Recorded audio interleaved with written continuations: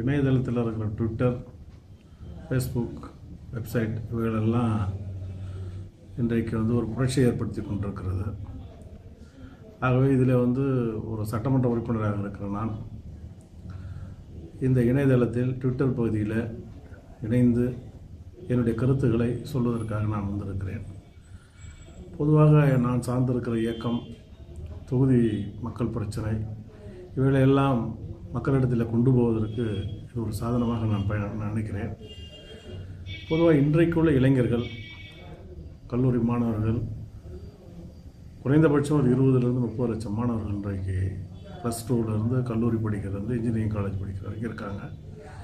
இது அணியில் தொழிலதிபர்கள், இன்னும் இந்த இணையதளத்தை உன்னிப்பாக கவனிக்கிறவர்கள் 50 லட்சத்துக்கும் மேற்பட்டவர்கள் இன்றைக்கு இதை பயன்படுத்துகிற நிலை இருக்கிறது. எதிர்காலத்தை இது இன்னும் கூடும் என்கிற நம்பிக்கையும் இருக்கிறது. ஆக இதில் எங்களுடைய கருத்துக்களை சுதந்திரமாக நாங்கள் சொல்ல வந்திருக்கிறோம். பொதுவாக நான் ட்விட்டரை பயன்படுத்துவது என்பது பல பேரை போல அல்லாமல் செய்திகளை தருகிறேன், என்னிடத்தை கேட்கிற கேள்விகளுக்கு பதில் தருகிறேன்.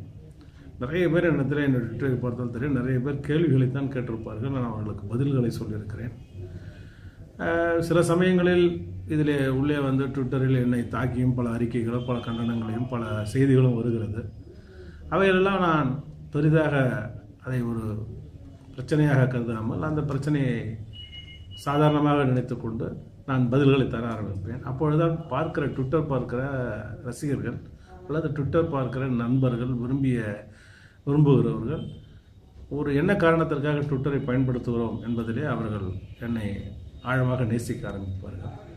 ஆகவே தாக்குதல் வருகிறது என்பதற்காக ஒதுங்கக்கூடாது. என்னை பொறுத்தவரையில் கேட்கிற அத்தனை கேள்விகளுக்கும் பதில் தர வேண்டும்.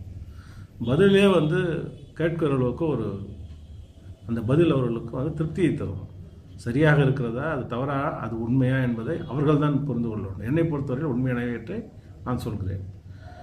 இது எனக்கு என்னுடைய பார்ட்டியின் மீது இருக்கிற இமேஜ் கூடுவதற்கு ஒரு வழி பிறக்கிறது.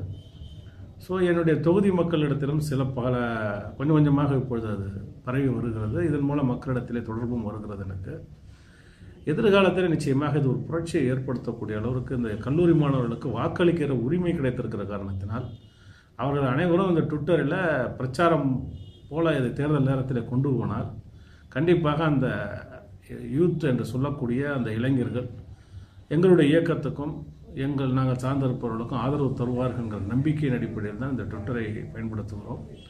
ட்விட்டர் இணையதளம் என்பது கொஞ்சம் கடினமான பணி என்றாலும் கூட இன்றைக்கு மாணவர்கள் அதில் நுழைந்து கொண்டிருக்கிறார்கள். விவரம் தெரியாதவர்கள் கூட தெரிந்து கொள்ள வேண்டும் என்கிற ஆர்வம் ஏற்பட்டிருக்கிறது. மேலை நாடுகளில் இப்பொழுதெல்லாம் வளர்ந்து வருகிற அந்த நாடுகளில் இன்றைக்கு இருக்கிற புரட்சி, அவர்களுடைய தேர்தல்கள் நாம் பார்க்கிற பொழுது நிச்சயம் 10 ஆண்டு காலத்திற்குள் தமிழகத்திற்கு, இந்தியாவிற்கு வரத்தான் செய்யும். அதுபோல பிரச்சாரங்கள்.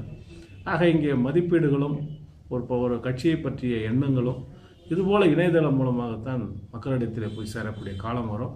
ஆகவே அப்பொழுது போய் இதில் சேர்ந்து நாம் வேகமடைவதை விட இப்பொழுதிலிருந்து இந்த பிரச்சனைகளை நாம் இந்த ட்விட்டரிலே மெல்ல மெல்லமாக இறங்கணுமானால் இது பிற்காலத்தில் எங்களுக்கு பயன் தரும் என்ற நம்பிக்கையோடு தான் இறங்கியிருக்கிறேன். நான் எதிர்பார்த்ததை விட நான் ஆரம்பித்த ஒரு 3-4 மாதங்களுக்குள் எனக்கு ஒரு 1280 பேர் என்னை ஃபாலோ செய்கிறார்கள், என்னை பின்பற்றுகிறார்கள் என்கிற அந்த செய்தியை உள்ளபடியே மக்கள் தருகிற ஆதரவு என்றுதான் இதை கருத வேண்டியிருக்கிறது. ஆகவே இந்த ட்விட்டர் மூலம் மக்களிடத்தில் கருத்துக்களை சொல்ல முடிகிறது. இன்னும் சொல்லப்போனால் எங்கள் மீது உள்ள குற்றச்சாட்டுகளுக்கு பதில் சொல்ல முடிகிறது. ஆகவே மக்களும் உண்மையை புரிந்து கொள்கிறார்கள். இதில் மக்கள் எடுக்கிற முடிவு சரியான முடிவாக அமைவதற்கு இந்த ட்விட்டர் மூலம் எங்களுடைய கருத்துக்கள் பயன்படும் என்றே நான் கருதுகிறேன். ஆகவே தான் எங்களுடைய இயக்கத்தை சார்ந்தவர்களும் இதில் ட்விட்டரிலும் ஃபேஸ்புக்கிலும் இணையதளத்தில் வர வேண்டும் என்று நானும் பலரை விரும்பி வேண்டி கேட்டுக்கொண்டிருக்கிறேன்.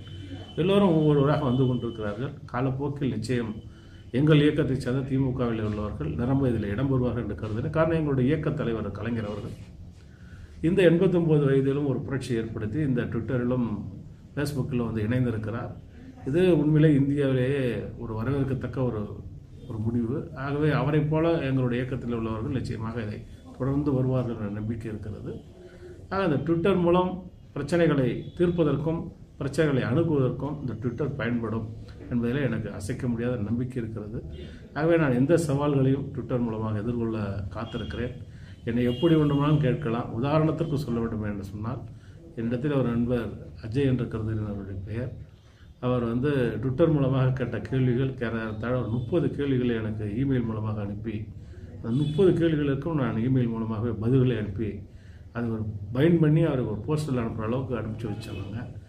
ஏன் சொல்கிறேன்னா, பதில்களை நாம் சொல்ல தயாராகிவிட்டோம் என்று சொன்னால் கேட்கிற கேள்விகள் குறைய ஆரம்பிக்கும். இதுவரையில் அப்படி யாரும் சொல்லாத காரணத்தால் எங்கள் இயக்கத்தின் மீதும் எங்கள் கட்சியை சார்ந்தவர்கள் மீதும் தவறான பிரச்சாரங்கள் இதன் மூலம் ஏற்பட்டது. இந்த தவறான பிரச்சாரங்கள் குறைவதற்கு இது நாங்கள் வந்து பதில் சொல்லுகிற இந்த பாணி மக்களால் ஏற்றுக்கொள்ளப்படுகிறது என்ற கருத்து தான் என்னுடைய கருத்து.